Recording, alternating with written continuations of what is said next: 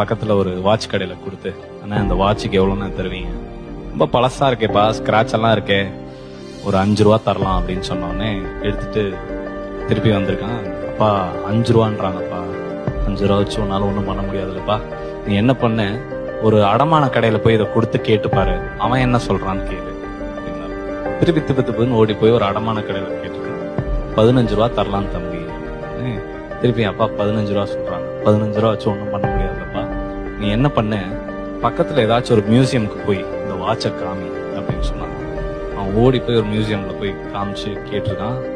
எல்லாம் பார்த்துட்டு இது வந்து ஆல்மோஸ்ட் 200 இயர்ஸ் ஓல்டு வாட்ச், ஒரு 30 lakhs தரலாம் அப்படின்னு சொன்னாங்க. திருப்பி எடுத்துட்டு ஓடி வந்தாங்க. 30 லட்ச ரூபா தரேன். இதே இதை நான் விற்கிறதுக்கு சொல்லலை, நீ செலக்ட் பண்ற இடம் எங்க போய் இருந்தா உன் வேல்யூ தெரியும்னு ஒரு இடம் இருக்கு. இந்த இடத்த செலக்ட் பண்ணாலே போதும்.